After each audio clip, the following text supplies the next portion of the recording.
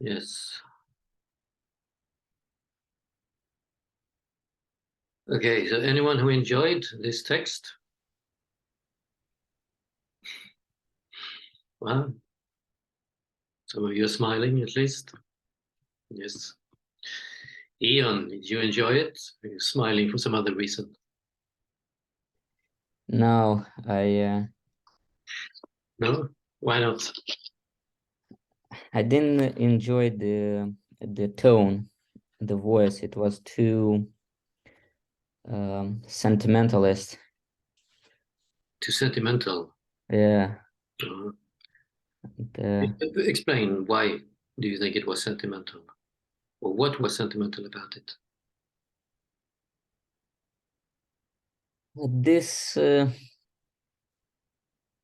it was almost like a lamentation that there is a self and how one can suppress it, escape it, almost disappear. Mm. Almost it can give like an impression that the author wants to die or to get out of this world. Yeah. But can this idea, is this idea necessarily sentimental, do you think? Or was it something about the tone here which was sentimental? Yeah, the tone. I needed, after I read it 2 or 3 times, I managed to, let's say, um, ignore or detach from the tone and get the ideas, the substance. Can you try to explain what was it about the tone which made it sentimental, or it's difficult to explain? Mm, um, no, it's difficult, but I can try. Uh, That um, the author, rather than using some arguments and more logical discourse, it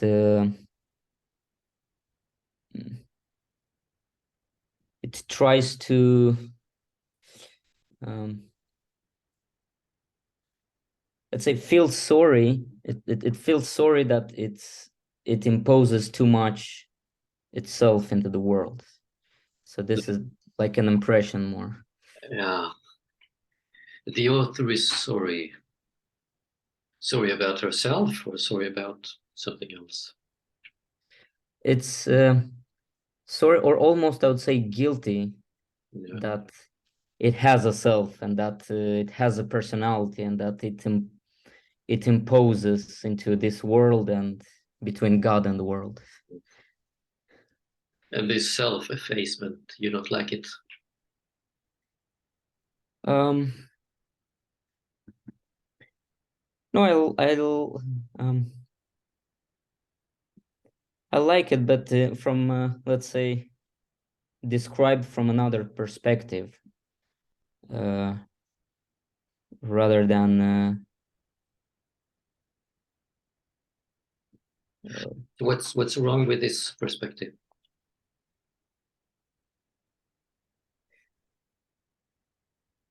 it puts the self in too of a bad light. Yes. It's as if it almost says that to have a self, it's something really, really bad, evil. Not evil, but bad. But what would be another reason to disappear?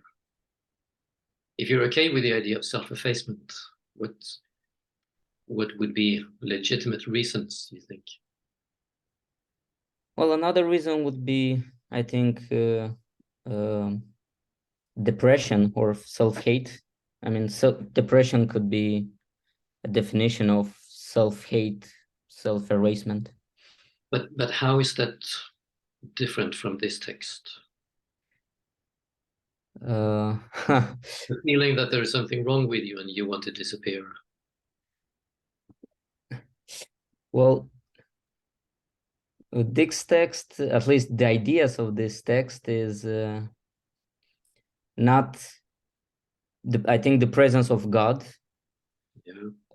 which changes the perspective, that I want to disappear not because I hate myself, but because I love God.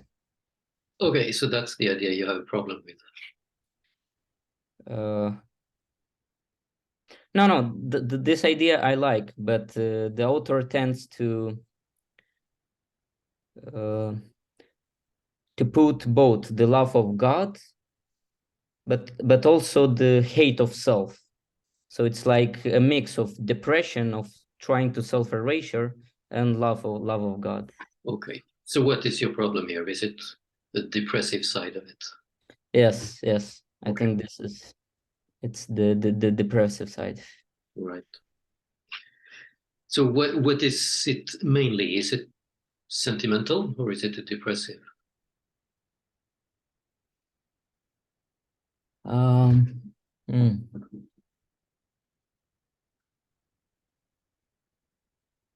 Yeah, I would rather second. The tone is depressive. More depressive. Yes. It's Okay. So it wasn't a joyful read. the first time, at least not. I needed to try to ignore the tone and focus on the ideas. Yeah. Okay. Right. Good. So anyone else who liked or did not like and can explain why?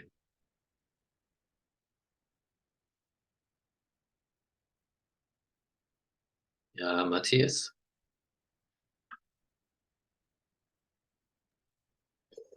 Well, I did not like it.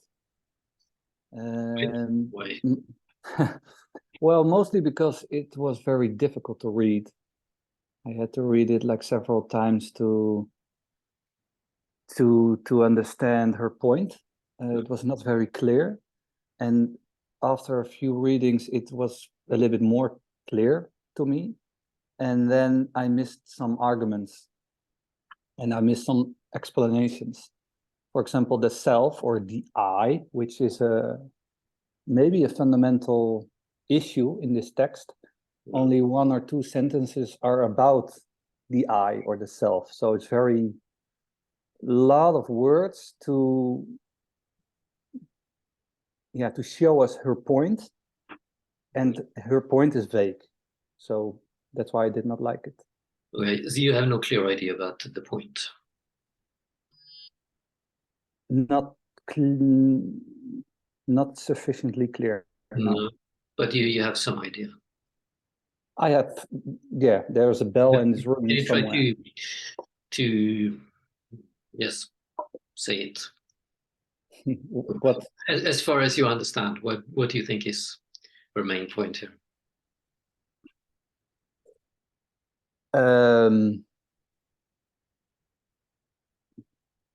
That we stand in that there's an I, there's a self, and it stands in the way of God and his creation. Yeah. Which still is kind of vague to me. I understand it. I think I understand it, but it's... Yeah. Okay, good. Yeah. Anyone who wants to add something to this? Because I think it's makes sense what you say. There is an I which stands in the way of God and his creation. What can we add to this as far as her main point or her idea?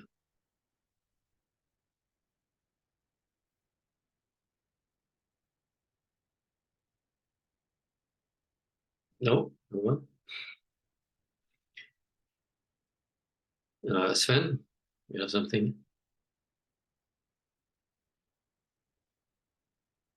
Yes, and I think she does go some way to explaining what this I is. So it would be important to add it to that. So yes, the I, there is a self, or this I that stands in the way of God, and importantly, this I is an error. It's sin and error. It's something out of line with nature. I would add that. So I guess that's why I like this text. Is Yeah, well, let's try and stick to her main Yeah. idea. Okay, so the I is an error. Yes. Yes. And can we see that as implied in the idea that it stands in the way of God and his creation? Yes. Okay. Yeah. Yeah, It's yeah, the that way would we need make it. it. So it's a little addition to Matti's idea, yes. But then, do you have something more to add about her message to us readers? Nothing except this.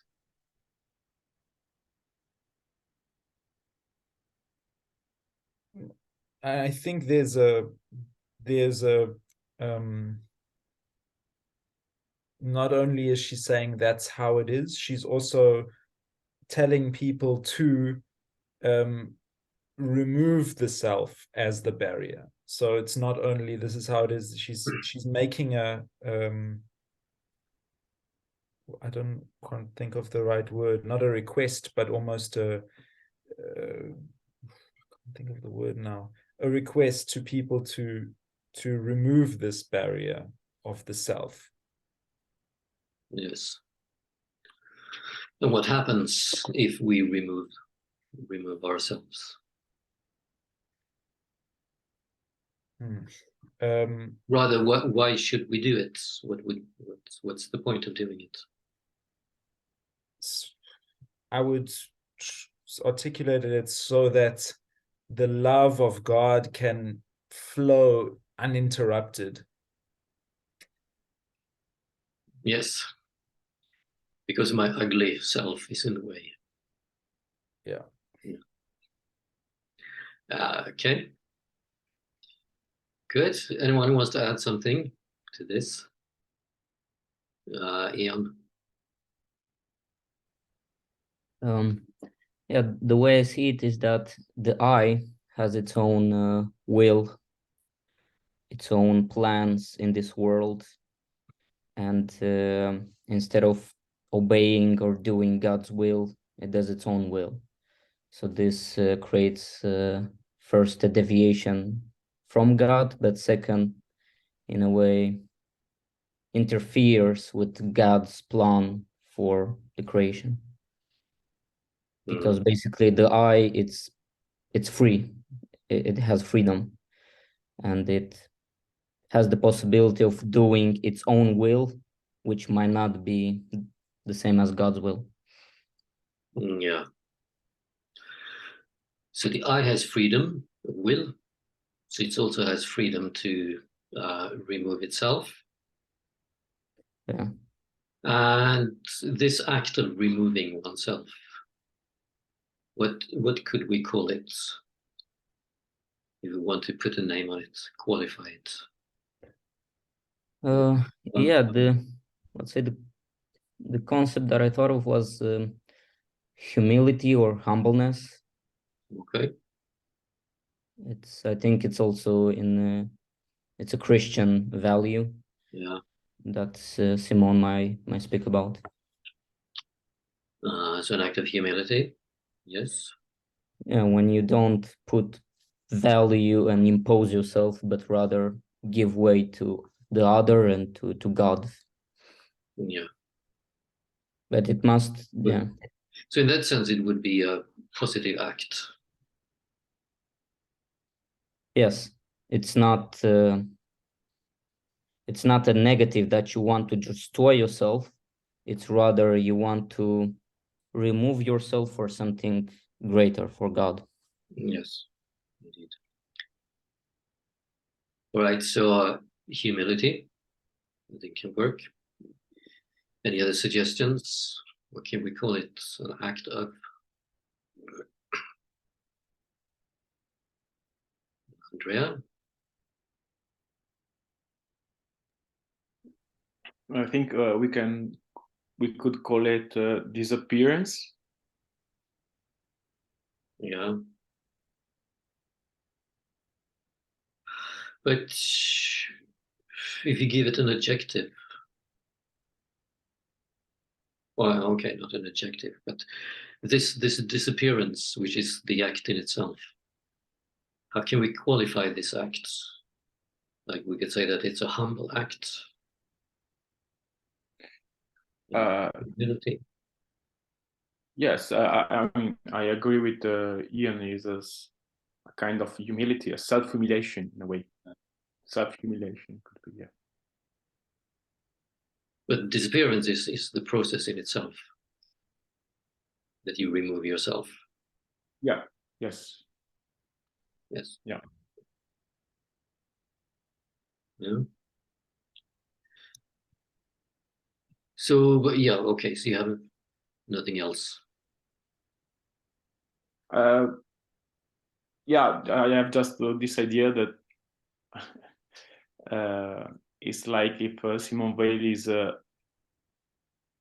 suggesting us to make our I die in a way. Yeah. Yes.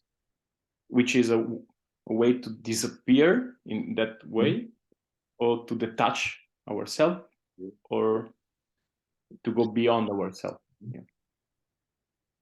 And do you have another way of qualifying it except humility?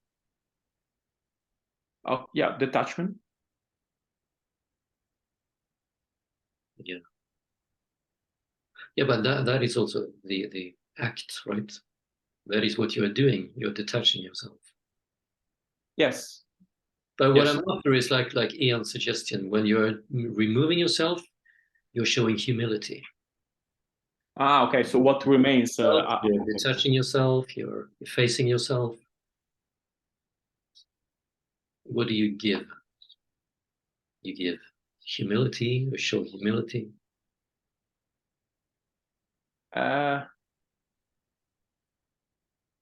Space. Like create space in a way by taking away ourselves, so we make room for God. Yes, you're very practical. You are the first one. You're making room for God, and like Ian said, that is a way of making you. It's a humble act. You're humiliating yourself. Like she says, I'm not worthy. I'm in the way. She says, I'm like the third person between two lovers. I have to step aside so I can let them meet. It's an act of humility.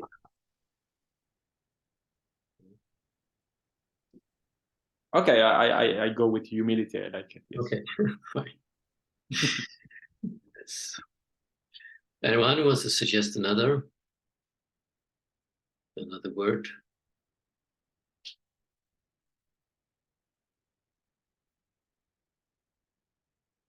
No.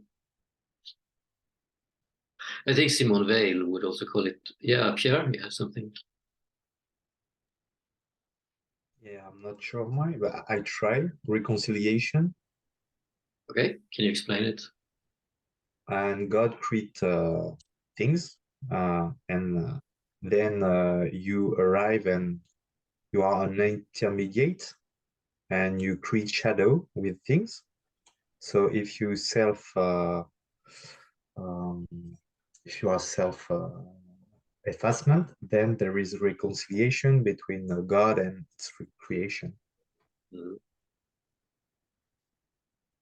Okay, so that is the effect. That is what will happen. Yes. Yes, it's not about, yeah. Right. Okay. Yeah, I see. Right. What I was thinking of, and I think Simone Weil is actually thinking of as well, is love. It's an act of love. I think it can work in this case. The act of removing yourself, the act of dying, not physically, but like dying to the world here, would be an act of love.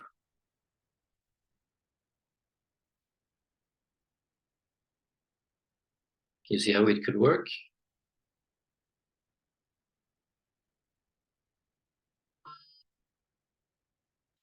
No?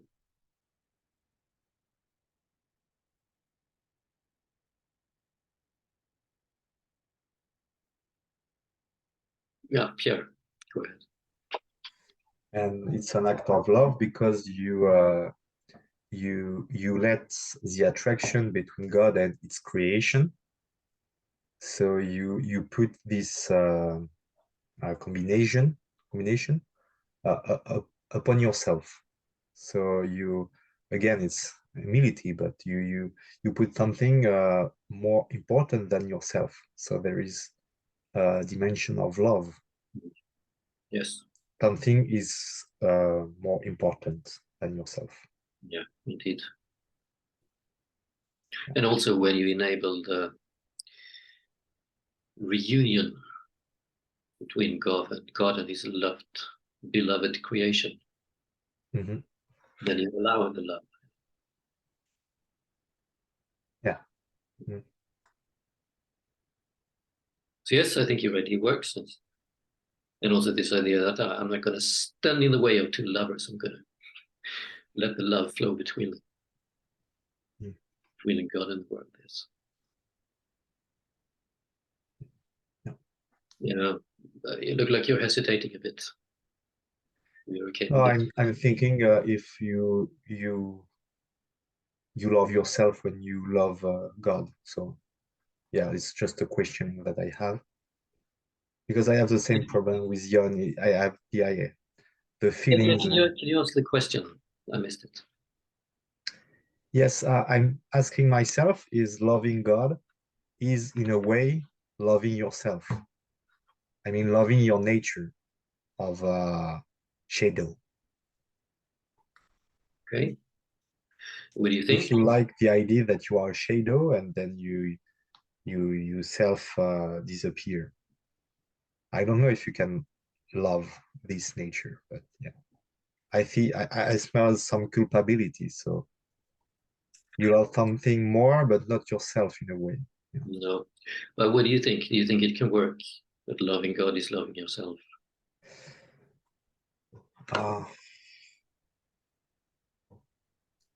Yes, yeah, I suppose it can work. Huh? How?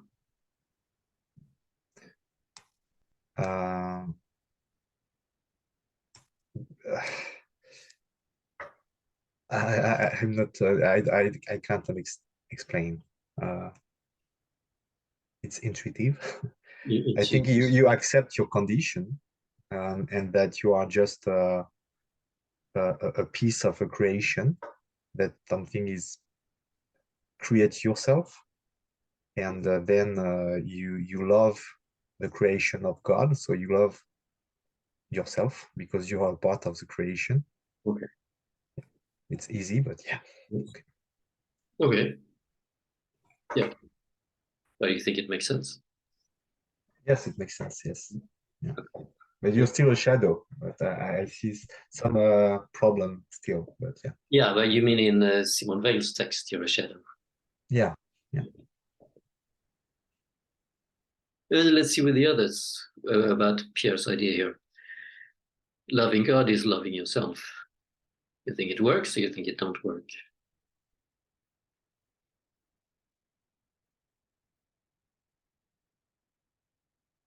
Sven, what do you think?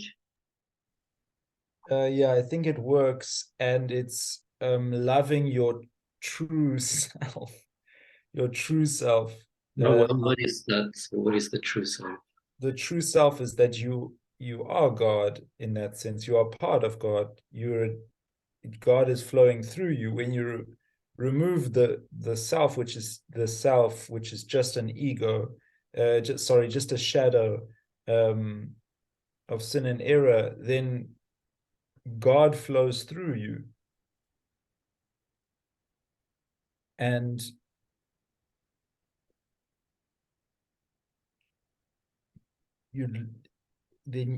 so if you love God, then you love yourself, because your real self, because yourself is not the shadow that's blocking God, but simply a vessel through which God can flow.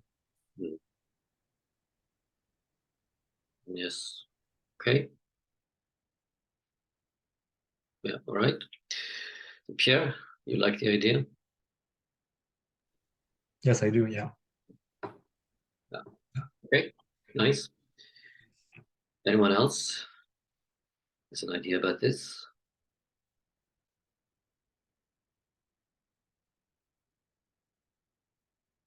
No?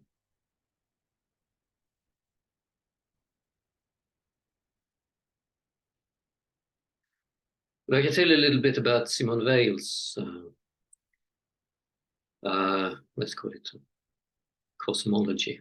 Like she says, here you should remove yourself, just like a God removed himself. So her idea is that in the beginning there was God and nothing else. So God had to remove himself from himself so that the world could appear. So the world appeared in the gap between God and God. So she's saying that God's removal from himself was in itself an act of love, because that made the creation of the world and of man possible. But that also means that God is not in the world, because God is everywhere except in the world, because the world is in the gap between God and God. Simone Weil says that you can only love things which you have some kind of connection to, and you have no connection to God because he's not here. He's somewhere else, but he's not here in the world. So the only thing you can love is the world, or things in the world. But she says the way you show your love for God is not to pretend that you can love God, because you cannot love God. The way you show your love to God is to love the world, or your fellow human beings, because that's the only thing you can love. So it's a rather a reversal of your idea, Pierre. It's not you love God by loving. It's not that you love yourself by loving God. It's rather that you love God by loving yourself. So if you love yourself, then you prove your love to God, rather than the other way around.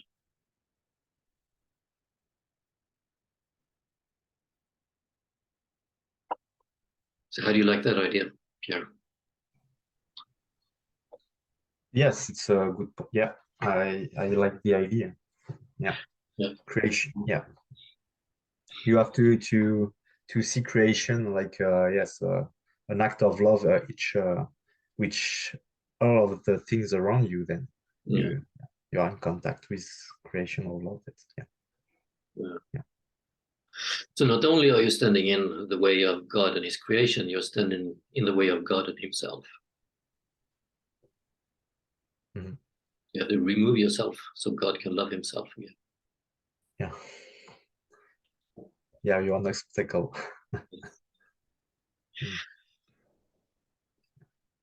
Okay, so it's an unorthodox type of Christianity, this. Mm-hmm. Right, so any other ideas about this? Maybe some other idea. Yeah, Andrea. Yeah, by listening your little explanation about like Simone Weil cosmology, let's say, if I understood correctly, God is absence because he's never here. He's always somewhere else. Yeah. So in a way, when we remove ourselves, we create a kind of space of, then there is a kind of void and absence, which is God. So in a way, we have to choose between ourselves and God. And once we take away ourselves, we create space for God. That's what I understood. Yeah, can you repeat that last part? You were breaking up a bit. Yes, in a way, since God is absence, Yeah. if we want to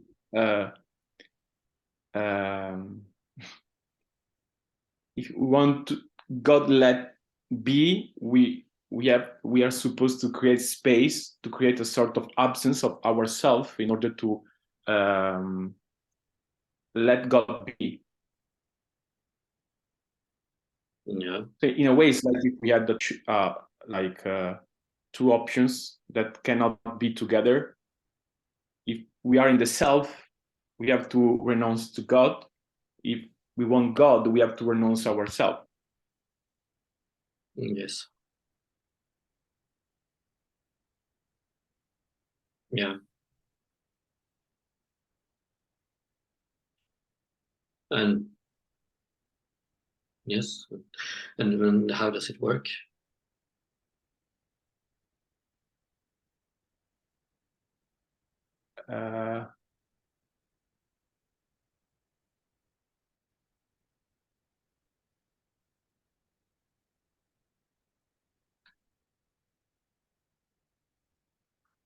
You mean, I don't know, I didn't understand the question. You mean how the work? Yeah, but why is it like this?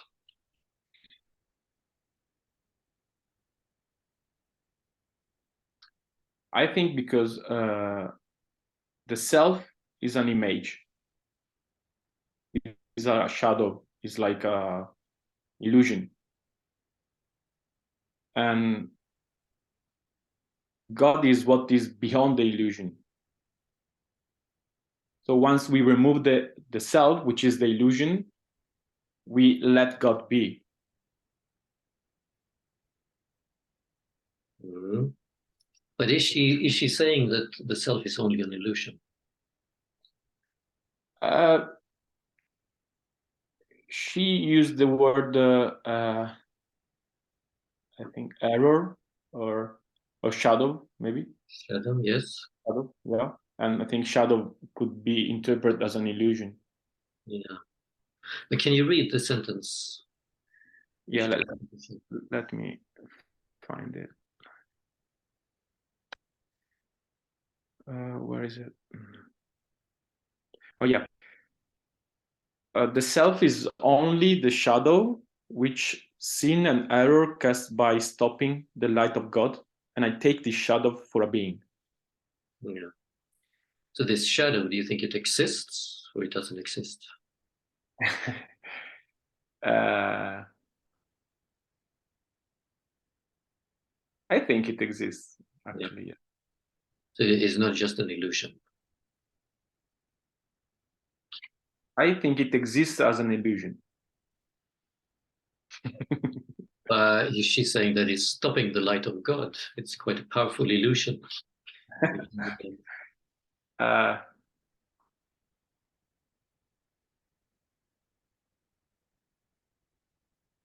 Yes, yes. I think. I mean, illusions are not consistent as a material, but they are powerful because it's difficult to tell that they are illusions. Yeah. So I think he's speaking about illusion here.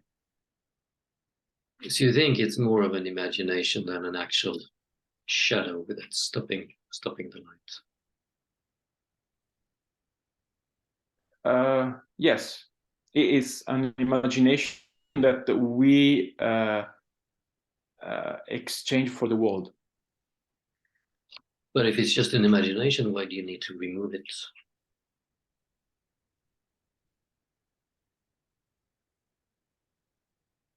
Because it takes the place of God.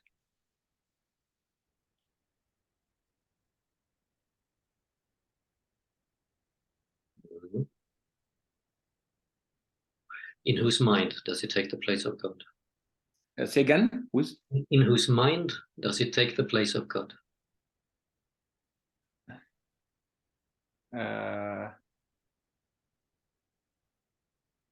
Human's mind? Yeah. And would that be a problem for God or only a problem for humans?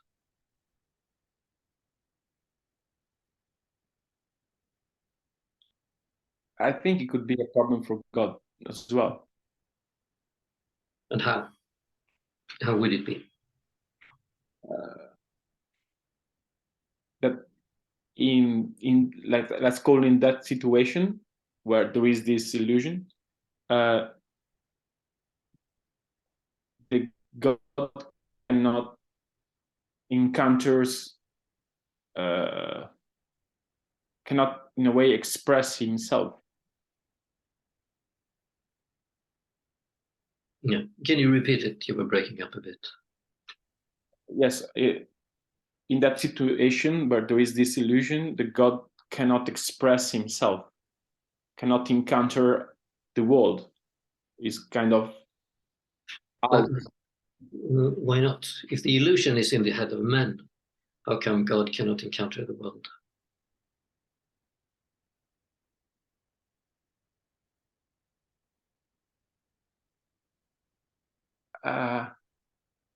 Yeah, I don't know.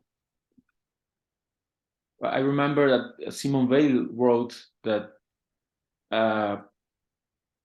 if we remove ourselves, we let God be connected with other beings. Because we are So, because what? Because we are in the way. Yes, exactly. Yeah. So in a way, we are an obstacle. The self is an obstacle between the God and the being, in a way. Mm-hmm. I don't know why, but that's I think what I understood. Yes. But still, you think it's just an illusion. Itself is not real.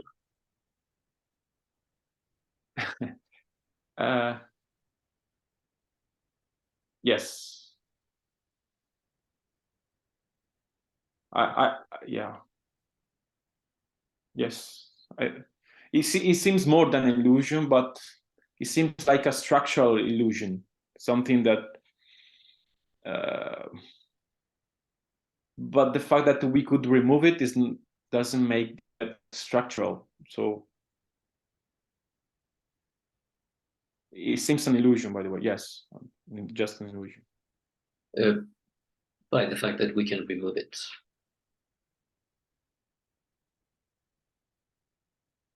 Say again?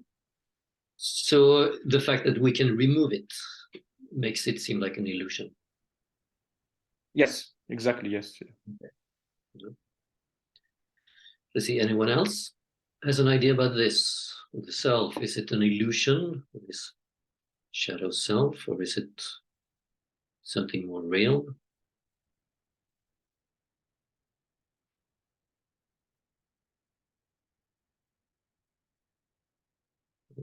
Yeah, Ian? I think it's real,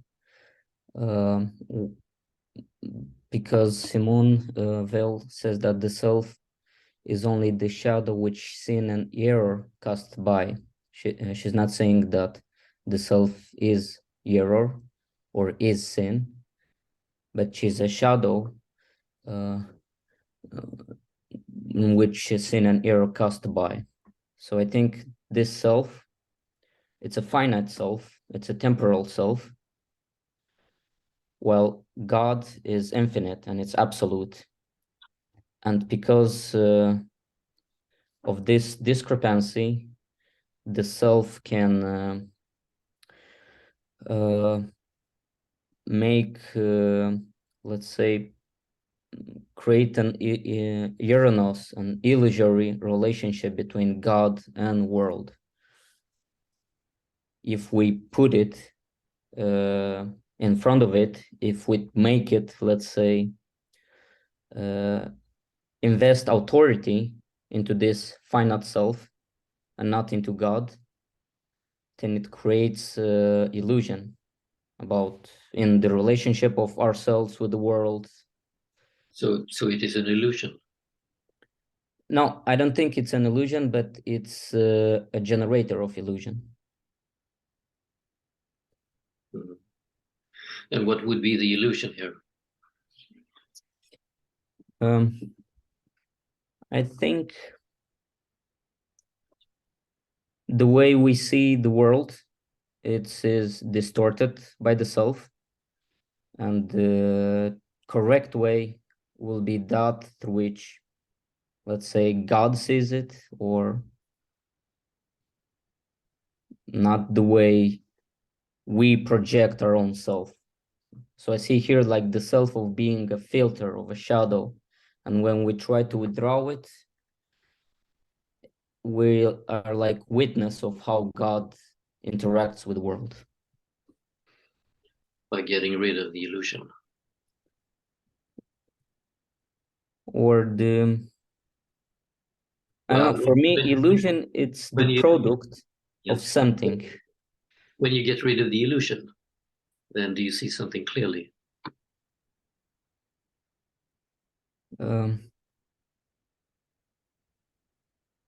Well, I understand illusion as I just try to think about this. When you get rid of an illusion, do you see things more clearly as they are? When I get rid of the illusion.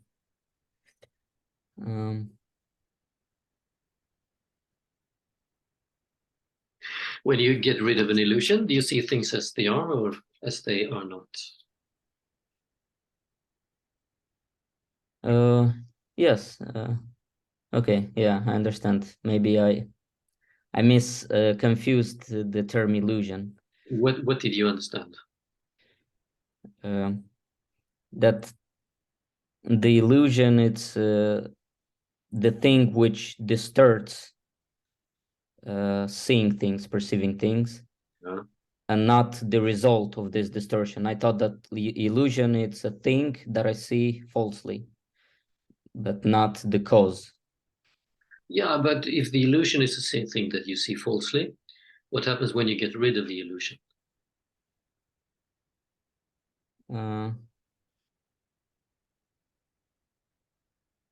You get rid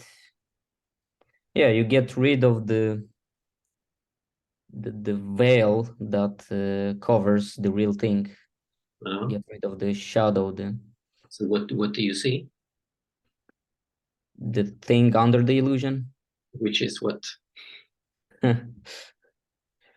would see the real thing, or and if you remove the illusion, then what do you have? If you remove yourself,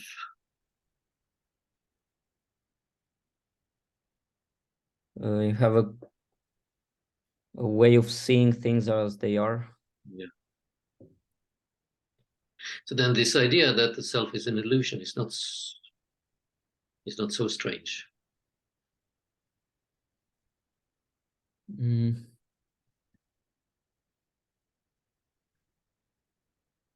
trying to think if the self, it's an illusion or creator of the illusions, or maybe it's the same thing.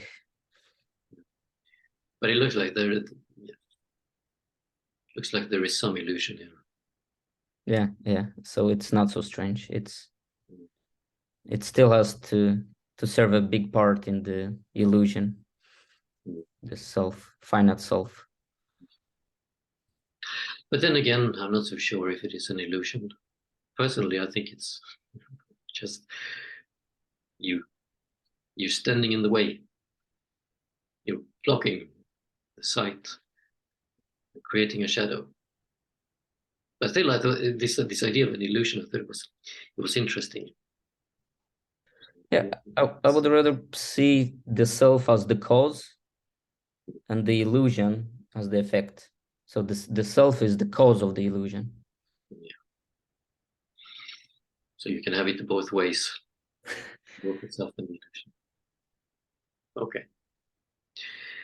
Yeah, so Pierre, you raised your hand. Yes, I feel that at the beginning of the text, there is the idea of a trap that you can characters in fairy stories. And the trap is to take yourself as not a self, but a being. And I see that like an illusion, to take yourself as a being. Point to it in the text. We can see where it is. There is two parts. The first one is the second sentence of the text.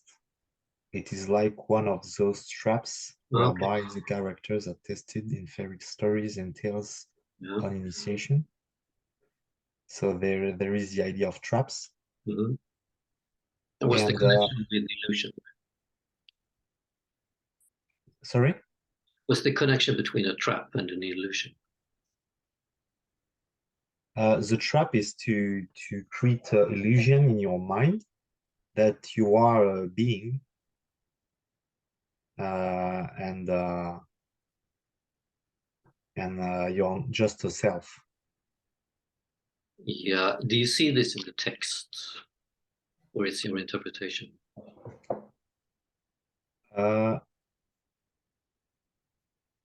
It's second paragraph.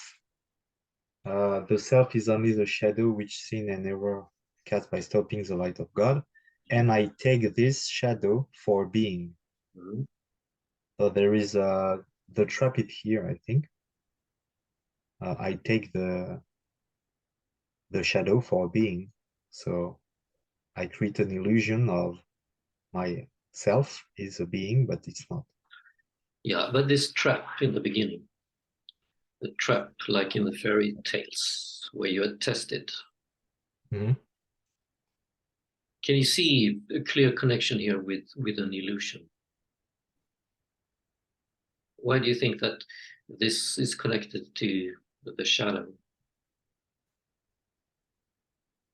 The idea of trap. You take something, but it's just the idea of trap.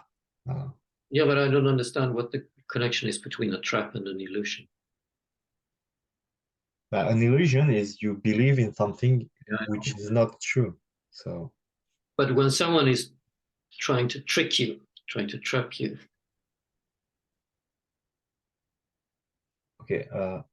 okay, so perhaps I don't know the word. yeah, Trap is un piège. Peut-être tu peux m'aider, Anna. Piège, non? Trap? yeah, it's a kind of trick, yes, but it's a kind of test where they try to.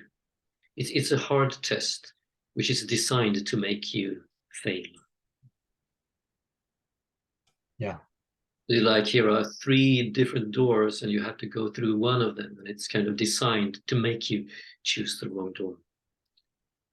Yes. Okay. Okay. Kind of test where they're trying to trap you, trying to trick you to. Okay. Okay. Okay. And So, yeah. here she connects it to this idea that God gave me being in order that I should give it back to him. Because if someone gives you being a gift, it's not normal to think that a gift should be given back, right?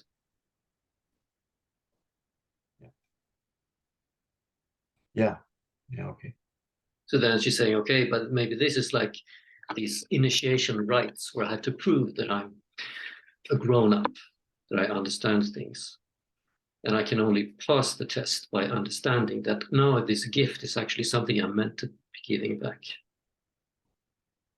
rather than keeping it for myself. Yes, it is. Yeah. Okay. Yes. It's I don't. It's a little bit quickly for me, Matthias.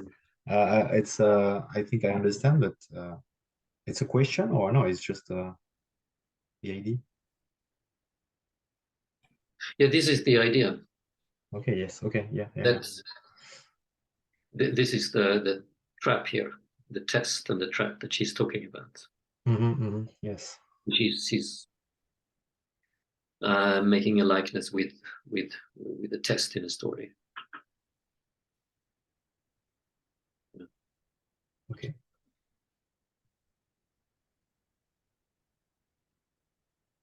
Yes. So I don't think it's connected to this the self as a shadow by illusion, clearly. I don't think the trap here is the illusion. It's rather the unintuitive idea that we were given life only to give it back. And to see whether we can understand this or not. If you can make a mistake, it's because in a way you create some false idea. You create in your mind some error. Yes. Yeah. So you create illusion in a way. You create an illusion in a way, yes. Okay, so what is the illusion here? What is the wrong idea that you're creating? The illusion is that you are your own owner. You own yourself, and then yourself is become a being, and you are like autonomous. This is the illusion you can create, and then you are not in an initiative evolution, or your life is different because you are the creator. You are not. You are God. And this is an illusion. And the right side with Simone Weil is to take yourself as just a canal and not a being. Is what I take this shadow for a being is an illusion, and the self is only the shadow. Then you take the initiation of life because you're just a shadow and you have to self-effacement. So there are two sides. But one is illusion and the other is more reality. Or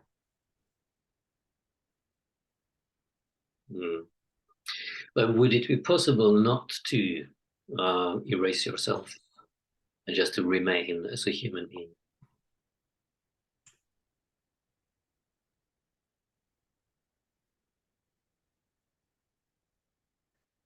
yes, yes. And if you do that, then are you a real person? Or you're only an illusion?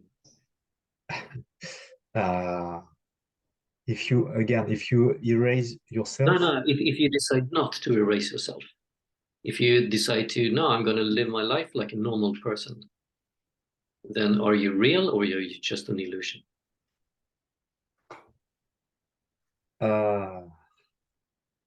Yeah, you're still real, but you create illusion.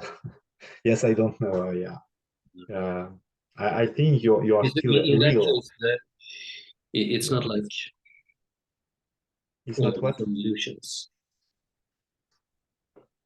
So in that case, there is a reality in your being. Yes, in the two sides. Yeah.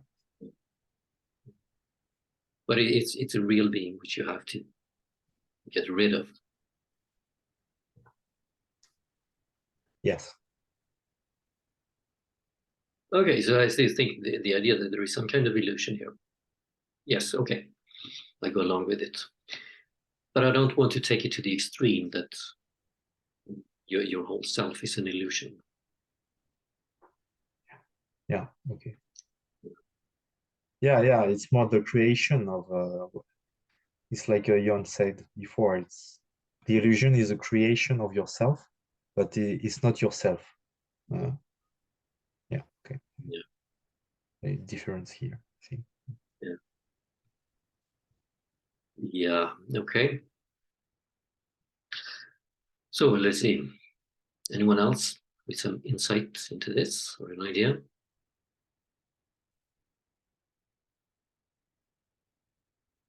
No?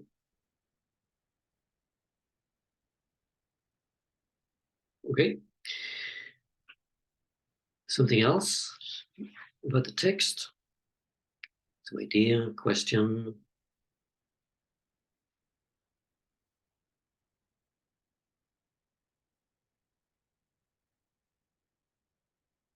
Not for now. So let's go to your writing. And we have something, Mathis? Well, I just was thinking, I have a question. When you explained the cosmology of Simone Weil, it was rather clear to me. And I understand it. And if I read the text, it does make sense. But why didn't she write it more clearly then? If your translation is more clearly than her text, why did she put it on this way? That's a general question. I don't know. You have an hypothesis? Well, it's not a very, I don't think it's the most important one, but maybe it wasn't clear to her. If it was clear to her, she could have well written it better and more clearly. Yeah. But I don't think that's the best hypothesis. No. Anyone else with an hypothesis? Why is she not more clear? Why is she so obscure? Anna? Maybe she was writing without the preoccupation of being understood by others. She wasn't in a pedagogical view.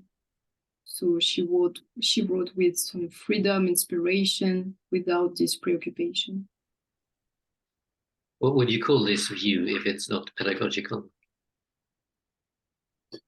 It would be more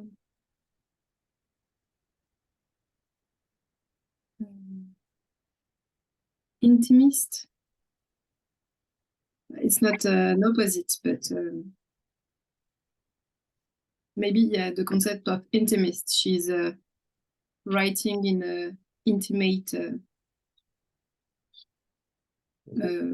attitude, and so it's not. She's writing mainly for herself, you think? Yes. Yeah. Yeah. Yes. And so yeah, she doesn't have this preoccupation of the others. Yeah. And what do you think, Mathis? She wasn't thinking of you as a reader when she wrote it. Could be. I'm reading the text right now. Could be. I didn't think of that, but I don't know if it's necessarily true. But yeah, why not? Nothing is necessarily true. Yeah. Mm.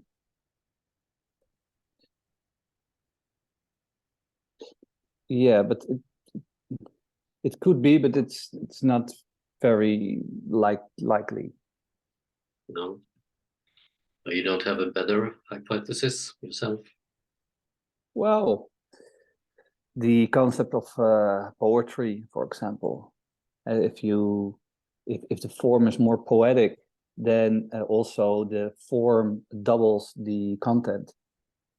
If you're writing about God, why write in a very clear way? If you write in a more celestial way, it's more that content and form merge together.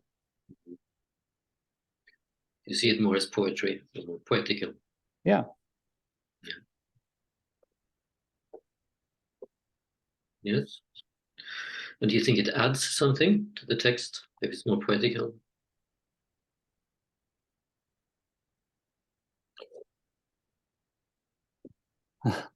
Yeah, it adds a degree of difficulty to, but well, it reminds me of Nietzsche. I think Nietzsche. I think I've heard that he said something about I'm writing for a very select group of people.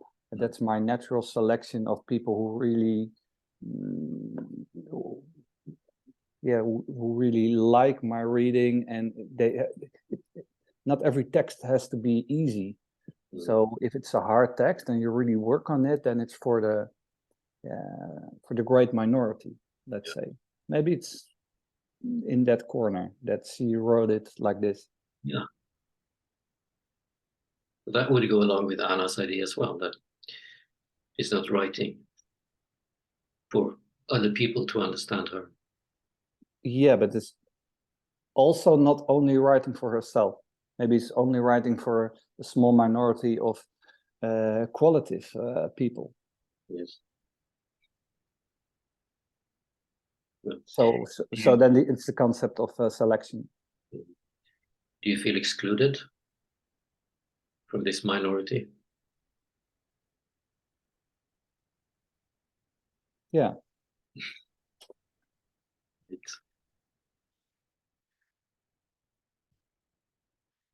So, Andrea, you have idea about this?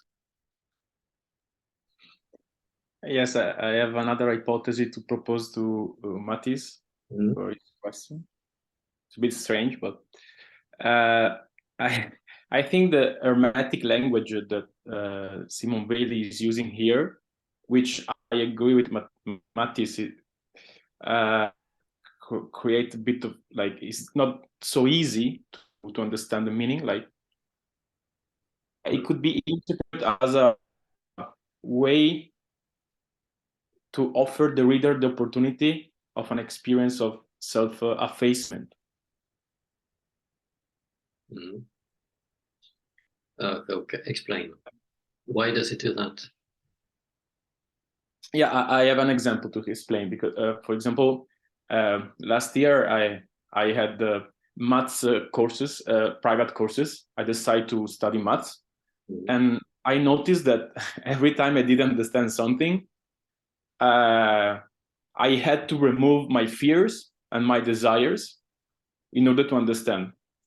So, for example, I felt stupid every time I didn't understand something about that math, and until I didn't remove that fear from myself, I couldn't understand. So in a way, the math for me was a training to remove my desires and fears, and then I could understand better. So in a way, the effort could facilitate this experience of self-effacement. And you think that's her idea by writing like this?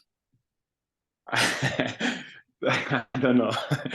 I think I'm projecting maybe, but I think it was a nice idea. Yeah, it's a nice idea. I agree. But I don't know if it's the case. I don't know if she's conscious about that, or maybe she didn't want to, but it could be interpreted that way. Yes. Why did it make you lose yourself when you read it? I knew a bit Simone Weil before, so it wasn't that difficult for me. But so in my case, it didn't work. Myself was still there. Sorry.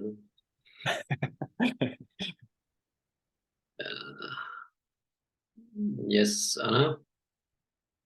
Yes, I have another hypothesis to explain why she doesn't write so clearly. Hmm?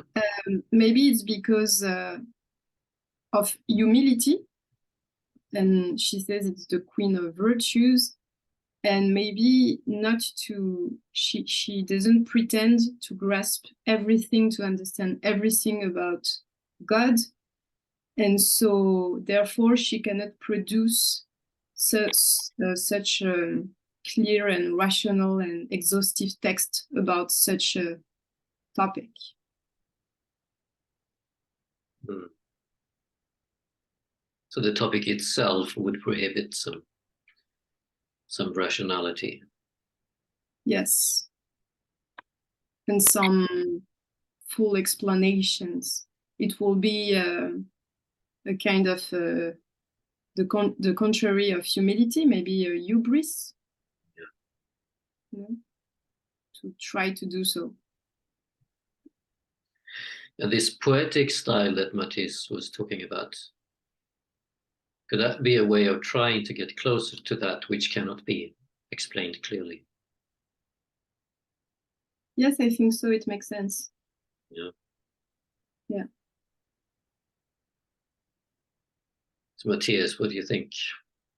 Something which is too strange or too far away to be expressed clearly and rationally can be kind of approached by a more poetical, nebulous language. Yeah, it can work. So it means that this text is intended to make me feel humble. and because I don't get it right away, I feel humble. That can work. I don't know if that's her purpose. You're not supposed to understand it, and therefore you are humiliated. Maybe that's the way it works, but Yeah, it's a little bit far-fetched. yeah. Mm, But you think a more associative language can Yes. Create some kind of feeling of being in touch with more absolute ideas than some more clearly rational philosophical essay. Sure, but the other way around also works. Like a very mathematical way of viewing the world is very mystical as well. It can be. Yeah. Like then you go really to the essence. So rational on the one side and the associative language on the other side is not like it. Yeah. They're not very different in a way. Well, no. Okay. So Andrea, did you experience some mysticism when you were studying maths? I, uh, I don't know. Maybe yes. Mm-hmm. Maybe. Yeah, in a way, every time I try to understand something is in that moment too difficult for me to understand. It's a kind of, if I will, I was relating myself with something bigger and higher and difficult to catch. Mm-hmm. So in a way, there is something mystical in that relationship with the not understanding. Yeah. Yes.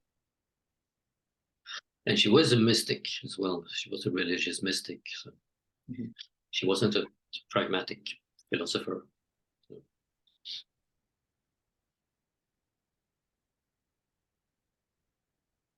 Ian, yes. Yeah, I just wanted to say something about the poetical function of this text and connect it to my initial, let's say, sentimentalist tone. That because Simone Weil uses a poetic language, it let's say transmits the message, or rather the feeling. It hits to the heart, not only to the brain. So it's not just the power of arguments here in this text, but also the power of the feeling, the feeling of guilt, of not withdrawing the self. So it has this double, let's say, way of transmitting the message, the logical part and the feeling part. And probably I was a little bit deranged by the second that it tried to to bypass my rational. Yeah, but you like it more now. I think now let's say I understood how it functions. So I understand where this feeling of need, almost urgent need to be humble, to withdraw yourself comes from when reading this text. It's from the poetical. Okay. So it can hit you harder than, for instance, Spinoza's way of writing with propositions and proofs and this, which isn't very poetical. Yeah, yes. It can harder, or at least faster. Yes. Yeah. It gives you the feeling, not necessarily the understanding, No. but rather the feeling of what the authors try to transmit or to prescribe. So yeah. Okay, good, nice. Yes, Caroline.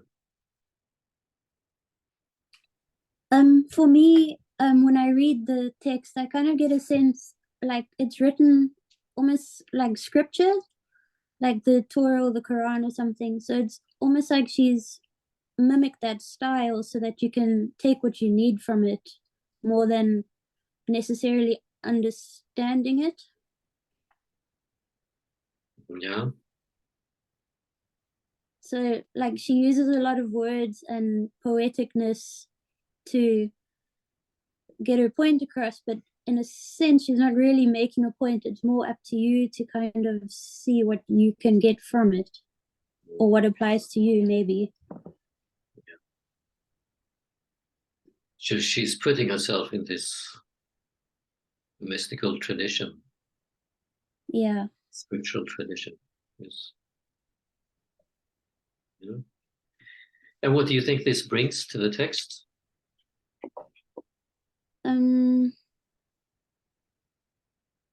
Maybe she's trying to connect more with people that read scripture or that are seeking God. So if she uses this kind of language, maybe they identify more with it, or connect more with it. Yes. What about you yourself? You connect more with this kind of text than a more rational? I mean, I understood it this week, which was a bonus, but Okay. I don't necessarily agree with what she's saying. Or But this way of writing, does it speak to you? Do you connect with this type of writing? not really. I feel like she could have summarized it into just a paragraph. We don't complicate things. Just Yeah, like she's got a lot of waffle for just 1 or 2 points. But okay, it's good writing, I guess. Yeah. But okay, you understood it. Yeah. Wasn't the idea wasn't so strange. Yeah. But you don't like it. The idea of I don't mind it. I'm kind of ambivalent. Like, it's a good text, but it didn't necessarily mean anything to me personally. But I get where she's coming from, and I can appreciate how she's written it. Yeah, but you're not a fan of the idea. No, because like she's saying that we are sin, but we're not only sin because we're made in the image of God. So we are a reflection of Him, even though we veil that reflection with our own error, I guess.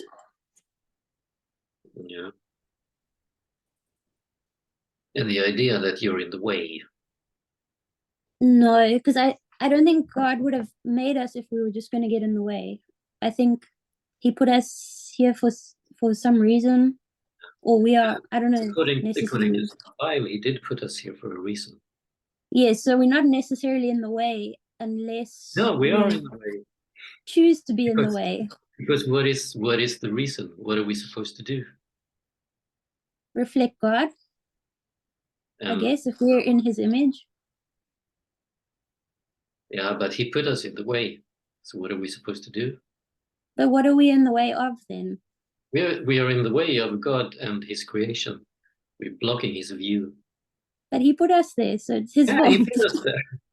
He put us there, but He put us there because we're supposed to do something. You know what we're supposed to do? Get out of the way? Get out of the way, yes. Stop blocking the view. Let God watch His creation. And that's an act of love. Yeah, I guess. That's the only way that we can have love in the world. So that's why. But He's bigger than us, so He could look around us, even if we're in the way.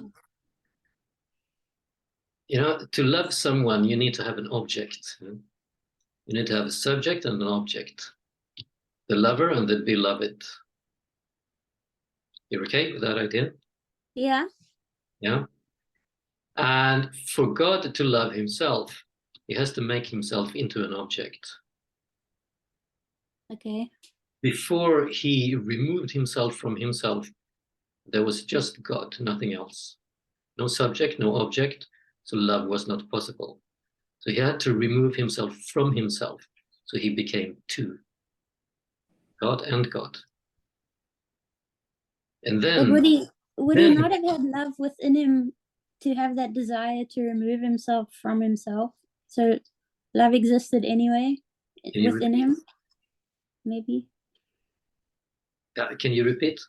Because you were saying that love didn't exist until He separated Himself from Himself, but surely that desire to love was in Him before He removed Himself from Himself. Yes. I don't know. Yeah, the desire was there, but the love wasn't there.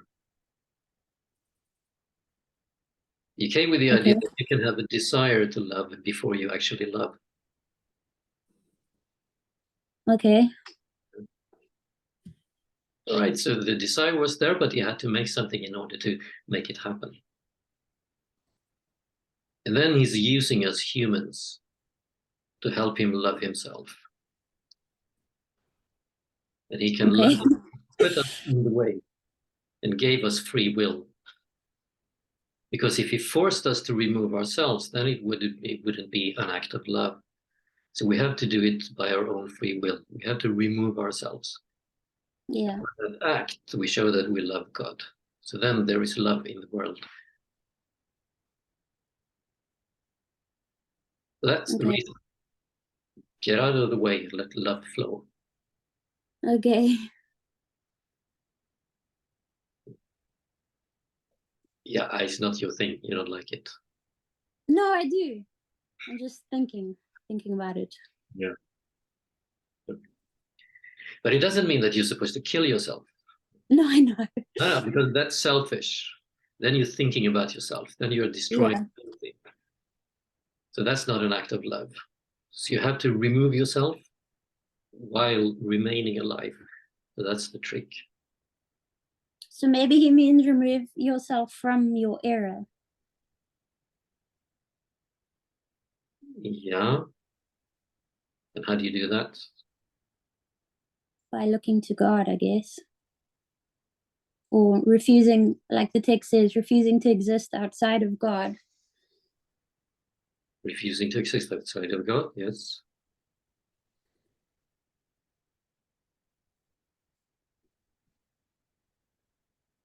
Okay. So you try it. And tell us if you succeed. Okay.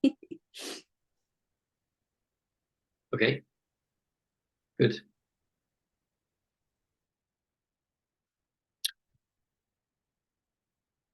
Right.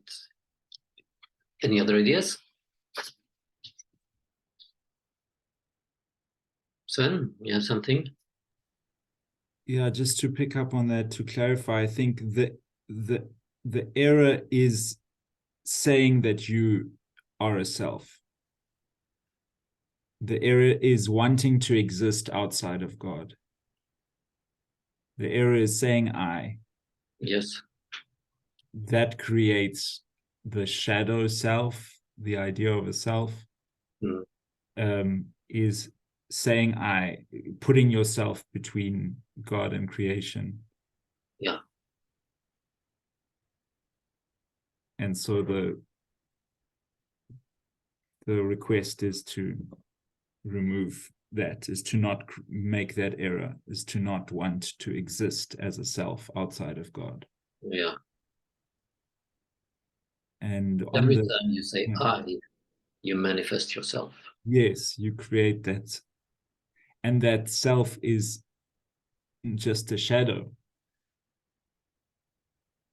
It is a result of making It's that not mistake. just the shadow, it's a shadow which blocks the light of God.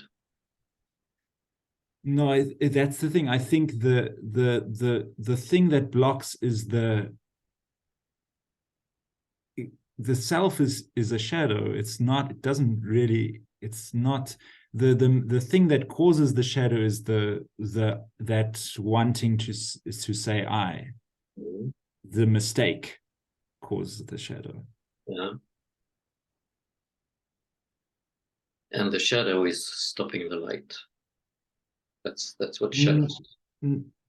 Yeah, yes.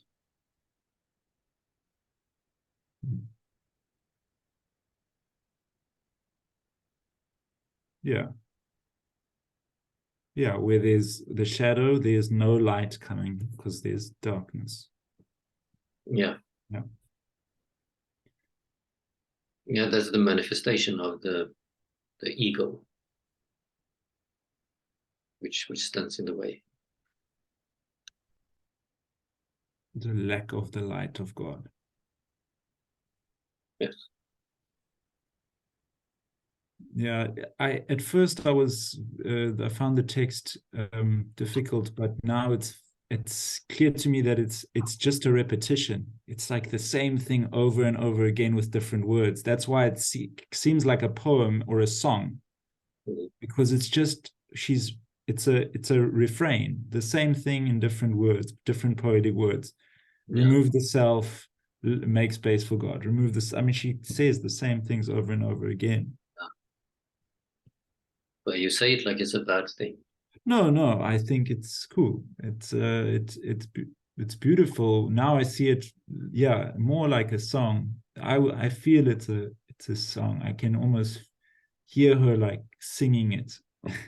Yes. A refrain. A plea. But you like the idea. Yeah, I really like the idea. I'm not surprised. I really like it. Yes, Andrea. Yes, I want to add an idea to what Sven just said about the error, which is the I, and I agree with him. At the same time, I think it's important to say that the error is necessary. The I is necessary in order to let God loves himself, because without the I, you couldn't remove the I. Yes. In a way, we need the I, and we need this error. At the same, we need to remove this error. So I think the action is important between the removing, the giving up in a way, which implies that the I is necessary.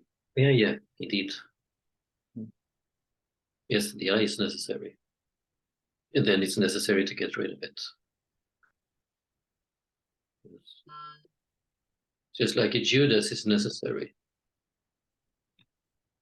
I had a misconnection, Matthias. I didn't hear what to say. Yeah, I said, no, the I is necessary, just like Judas is necessary. He's the villain, but you need him. Without him, there's no crucifixion, there's no resurrection. Yes, if the I wouldn't be necessary. Yeah, sorry. Yeah, he's part of the plan. Yeah, otherwise God didn't have to split himself in order to love himself. Yeah, indeed.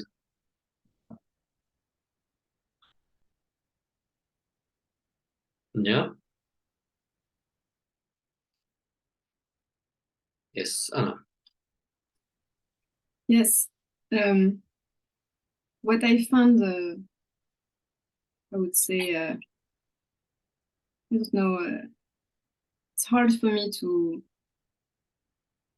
get it or like it, is that she's not saying that it's just our ego that is an error and that makes screen between God and the creation, but it's our mere existence. Just by existing, we are already some disturbing beings. She says that in the last sentence of the text, when she said, "When I am in any place, I disturb the silence of heaven and earth by my breathing and the beating of my heart." Yeah. So it seems that it's so radical that even when we try to retire, even if we try to do it the best that we can, still we are some breathing and breathing being. So it's not completely possible to do so.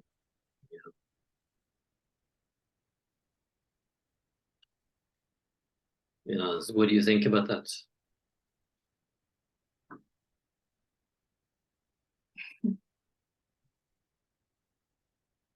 I don't like it very much. No. No. Why not? Because I don't like guilt, and well, I don't like it. I mean, I don't like essentialized guilt. a vision of humanity as essentially guilty. You know, even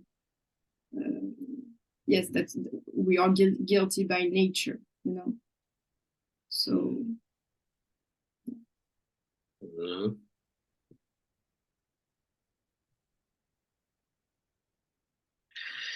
So what do you prefer? To manifest your own being in the world?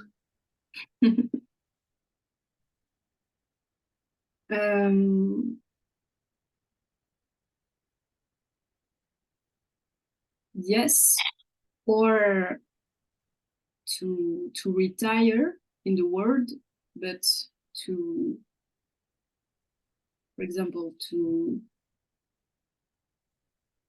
better observe and contemplate the world itself. Stand outside of the world. Yeah. Yes. So what's wrong with the world? No, sorry, no, it wasn't what I meant. No. What do you mean? No, is that you say, okay, if I don't go with Simone Weil, it means that I prefer to manifest my being in the world. Yes, yeah, yes. That was the question. Yes. Yes, I think it's true, but I think it's possible to think of another kind of retirement, Yeah. withdrawing, where you withdraw from yourself, for example, when you want to contemplate more the world, the nature itself, the creation, for example. Yeah. But why do you want to contemplate the world rather than act in the world and be in the world?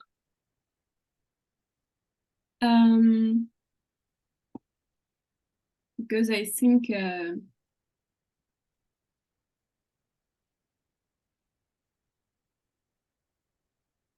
yeah, I think it's not a duty, but it's also an act of love,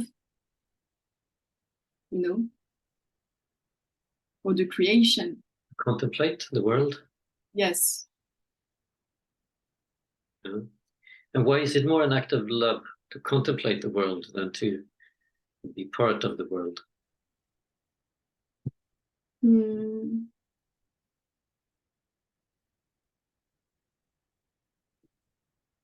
Well, maybe because you are not, yes, you don't fall in the trap of your own ego as you think of yourself, of what you want to reach, where you want to be, but you stop caring about yourself and you're just present to admire what is. This is a form of detachment. Yes, of self-effacement also, maybe. Yes. Okay, so you like the idea of self-effacement, only not so radical. Yeah. Yeah.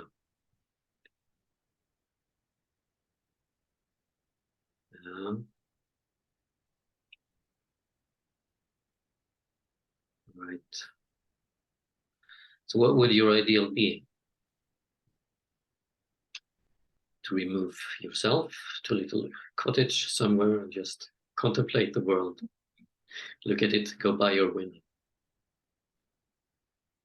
So, yeah, I don't think it should be once again absolute, or I think it's an attitude, and you can have it wherever you are, but sure, it's more easy to do it on cottage than in the city. But... Yes. But basically you sympathize with the idea of removing yourself. Yeah. For example, yeah, I think I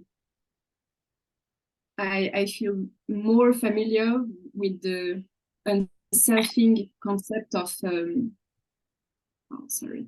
so bad memory, of the woman philosopher that we read about unselfing. Iris Murdoch. Yes.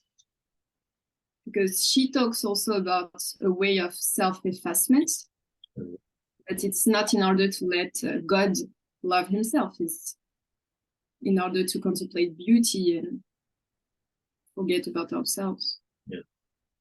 And yes, I enjoy more this kind of self-effacement than the one of Simone Weil. Yes. Yeah, it's a bit radical.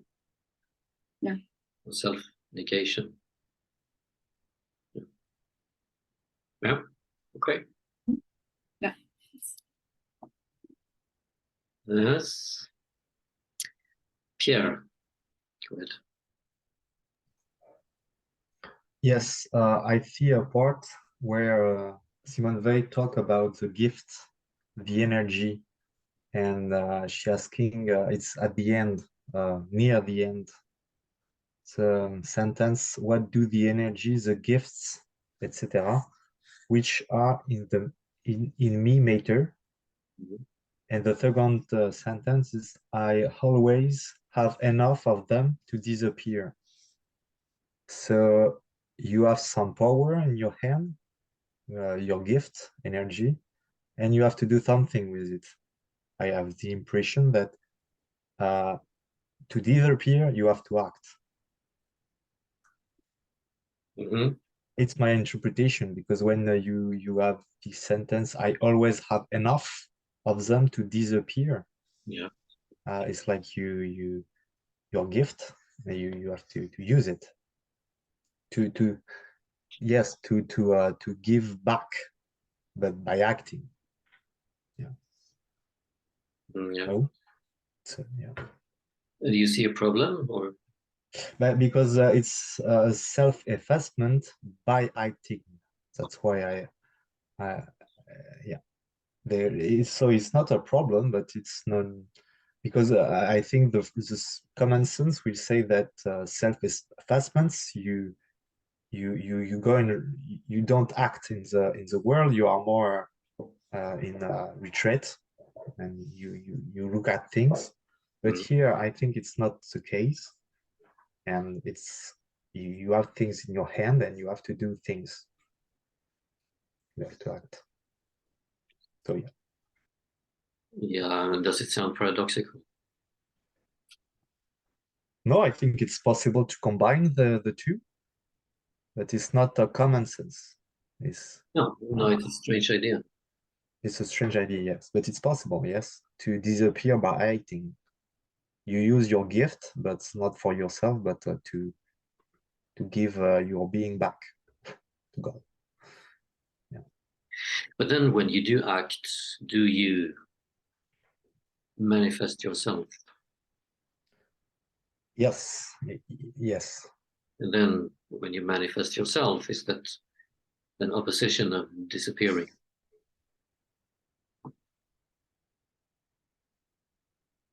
It's a manifestation of disappearing. Yes, yes. Yeah, but when you manifest yourself, is that the opposite of getting rid of yourself?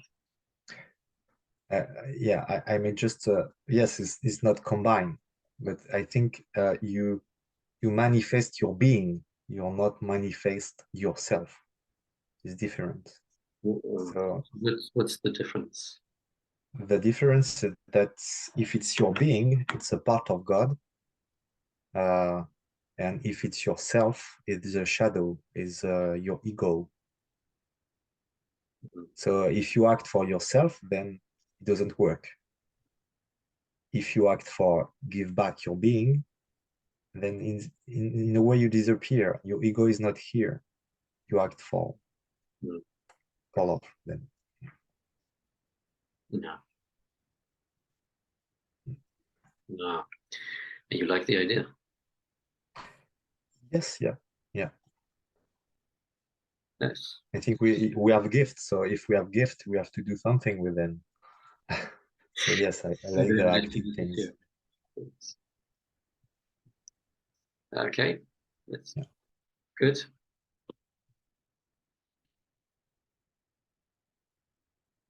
Right. Any other thoughts?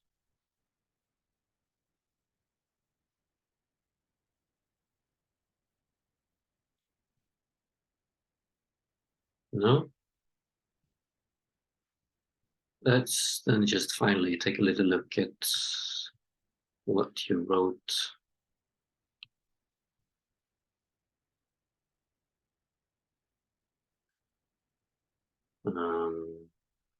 Anyone who had a problem with any of the questions?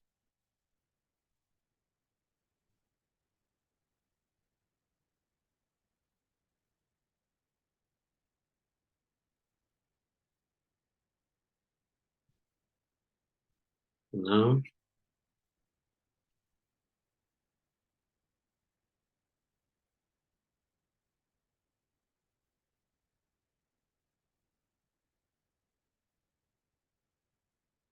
Yeah, Matthias? I'm reading the third answer of the third question of Caroline. I see a problem. Yeah, I find it jumping to conclusions. Okay, she's I- jumping to conclusions. Yeah, I can read it. Yes. As humans are often seen as naturally sinful. Okay, that's a bold statement. The shadow we cast is generally one of sin and error, and possibly stops God's light and goodness from being reflected in or beyond us. This shadow becomes our reflection, which becomes our being. So, Yeah. And what is the conclusion? She shouldn't be jumping into it. well,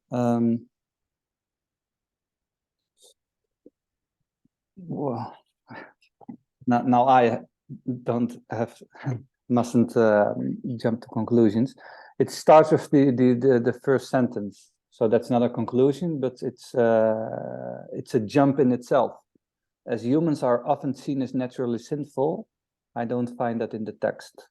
So Okay. Yeah. Yes. So that's a statement. That's what I said. It's quite bold. Okay, so that's her own idea, which is bringing Yeah. the outside, which you don't find in the text. Okay, let's begin with that. Caroline, you understood Matthias' idea of his criticism. Yeah, I can see it now. Is it correct that this idea is not in the text? Yes. Humans are often seen as naturally sinful. Yeah. Right. Is it your own idea? I think it might be what I've been indoctrinated with Yeah. and not really thought through myself. Yes. So you read sin, and immediately this idea that we're all sinners just came to you. Yeah. Yeah. All right. Okay, so let's see, Matthias, was this your main issue, or you had another problem as well?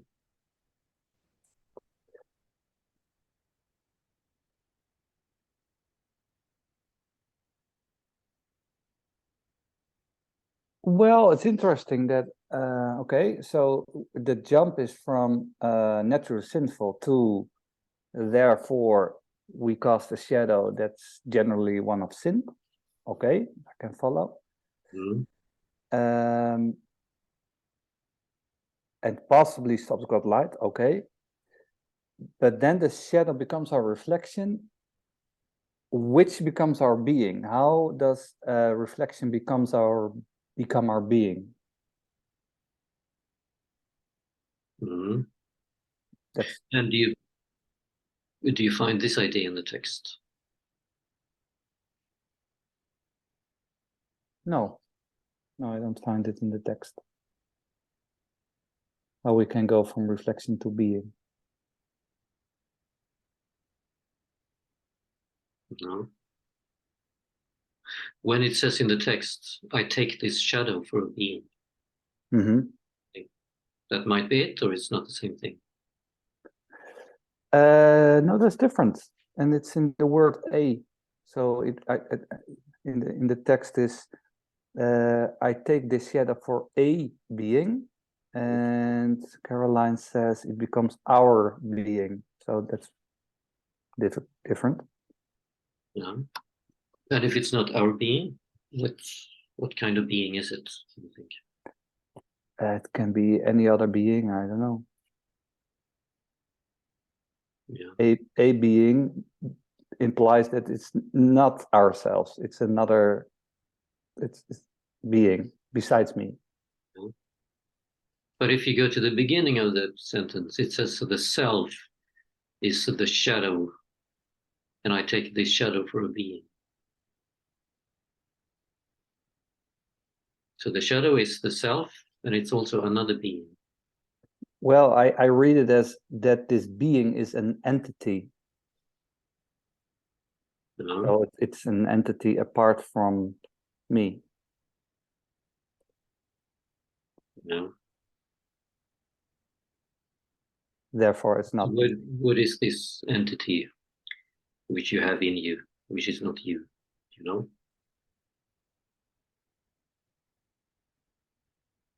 No, I don't know. It can be anything. But this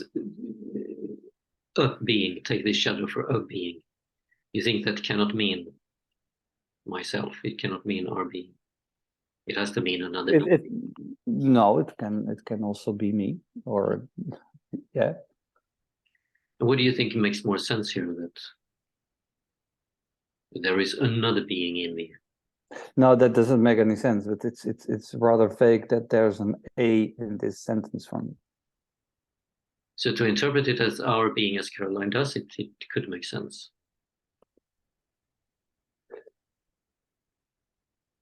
That could make sense indeed. You know? But yeah. Yeah. Okay. So what remains the problem here? That the word become. It doesn't say that the word become is it's inserted by Caroline. It is not in the text.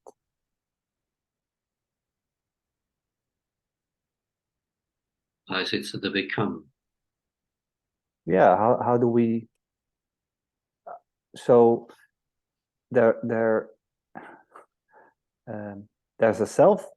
This self is a shadow, and the shadow is the reflection of the I within ourselves, and then we become this reflection. That's a step too far. Mm-hmm. Okay. Yes. All right. So Caroline, did you understand Matisse' idea? Yeah, I do. Yeah. So you added a temporal aspect here. Shadow becomes our reflection. It becomes our being. Yeah, I was picking up the weird vibes from the philosopher, like the mystical kind of, I don't know what happened there. Yeah. But you see that Yeah. she doesn't talk about it becoming, but it is. Yeah, or it could become, maybe, if we allowed it to. Well, does it say in the text that it already is? I don't know. That the shadow is our being, or it doesn't? No, it doesn't. It doesn't say it is. It says she takes it as a being. Yeah. So how do you interpret that? I take this shadow for a being. Does she mean that it is a being, or that it's not yet a being? It's not yet, but in her mind, it could become one. So if I go to which is your town that you live in? Cape Town. If I go to Cape Town and I say, well, this could be a nice place, am I saying then that it's not a nice place now, but who knows, maybe in the future?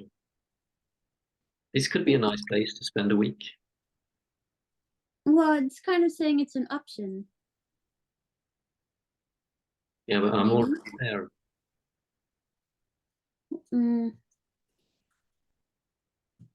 Or okay, I I'm get what going you're to your saying. job, I'm meeting you, and oh, Caroline, she could be a nice colleague. I could be, but I also couldn't be. I mean, Yeah.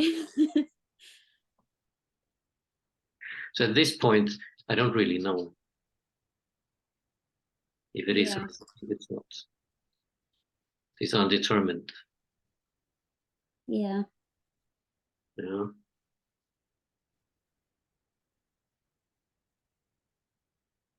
But you're not saying that it's undetermined. You're stating rather clearly that it becomes. Yeah, I know. I don't know what I was thinking when I read that. Mm.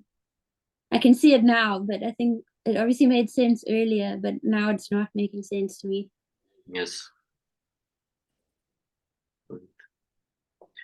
So you weren't so careful with the words you were using. Yeah.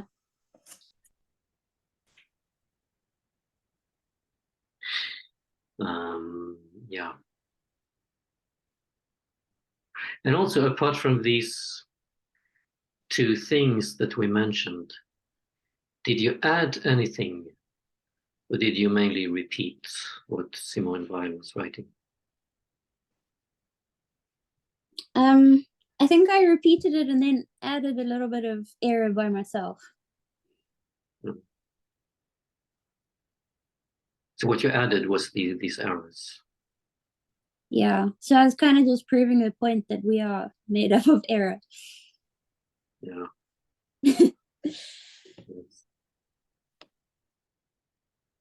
Yeah. Okay.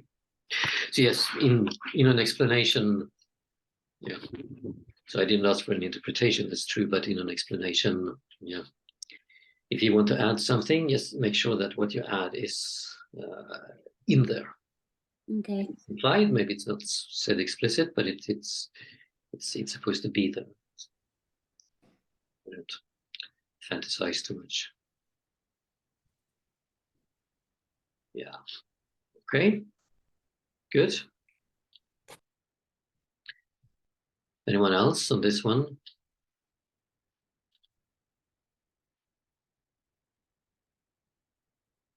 Ian? Yes, I just want to say something about this. I take this shadow for a being. Mm. That here being is, I see it in its ontological sense, something which exists and has the reason of existence in itself. So Simone Weil says that God is being, so we are creature of God, and the reason for our existence is in God. But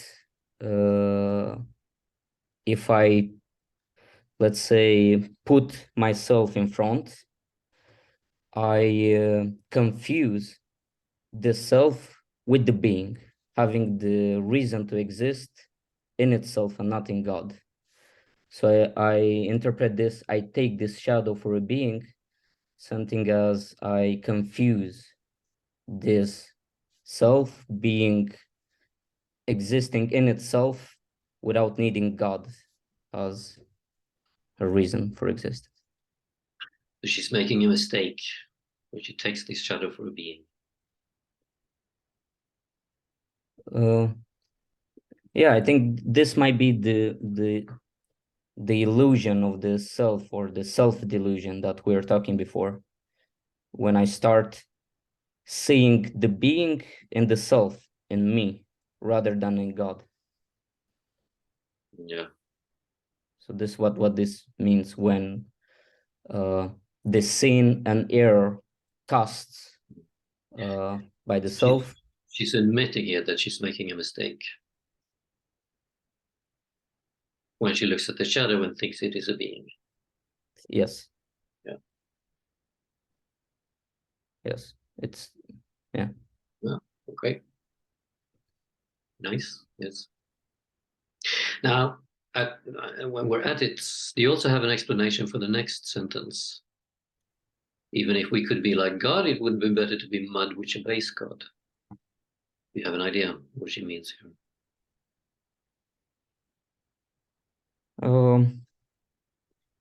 Yes, it's I think it's about following God's will and let's say looking at ourselves as creation of God rather than independent or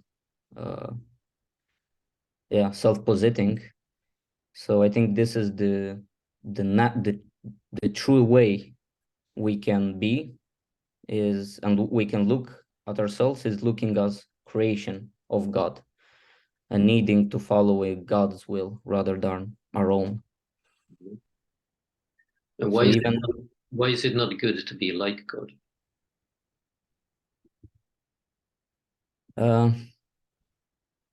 even if, because that will mean that we will have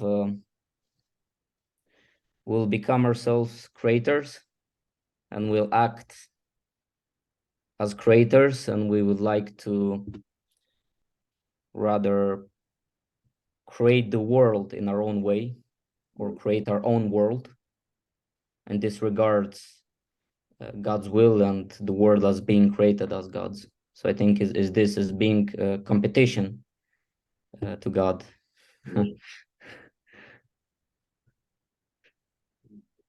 So humility is the queen of virtues.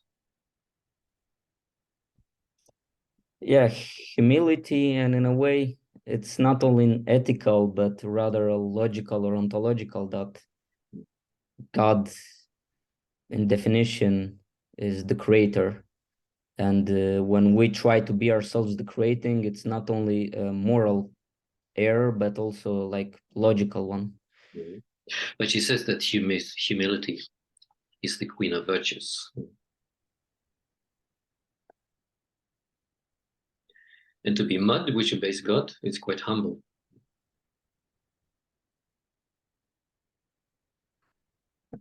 I think if you listen to God and if you're open to God, then all other virtues will come from God. Yeah. But do you think to be mud is quite humble? Again, I think that's one of those moments where Simone Weil it's radical. Now you're refusing to answer. Wanting to be mud, is it more humble or more hubristic?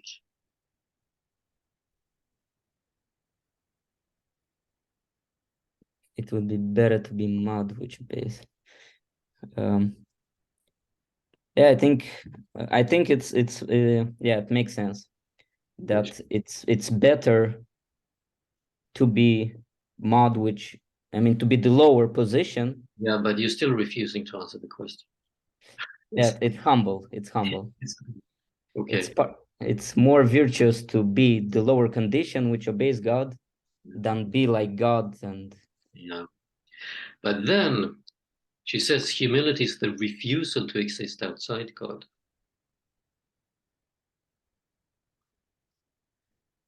Can we make sense of that?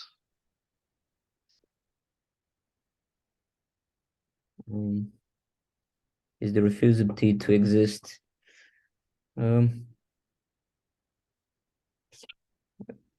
Yes, I think it's the same idea of obeying God and suppressing your own will, your own desire, which does not conform God, and basically being the slave of God. So when you are mud which obeys God,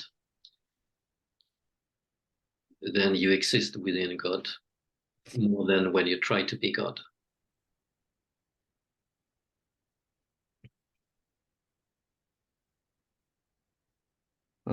Yeah, being like God, I interpreted it as living outside God, as being the competition of God, being ourselves God. Okay, good. Right, so we will stop here. Unless anyone has some pressing issue. Last chance before we finish. No? Okay. Yeah. Sven, short one. I just want to say I really like the line at the end, second last sentence, which says, "To see a landscape as it is when I am not there." Yeah. Uh, Why do you like it? because it's like you become part of that landscape. When you remove the I, you realize you are part of that object which is created by God. There's not really a separation between the consciousness that is contemplating this object and the object. It is both part of the same thing. And it's also a way of erasing yourself from the scene.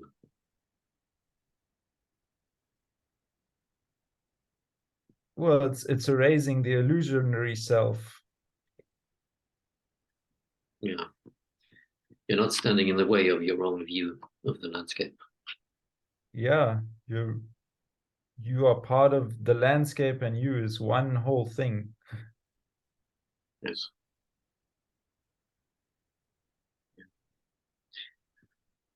Okay. Good. So I think we'll stop here. Yes. And I think it will be not so much a card next week, maybe something else. So we'll see. Put it in the drive. Okay. So thank you. Thank you. Thank you. Good night. Bye. Bye.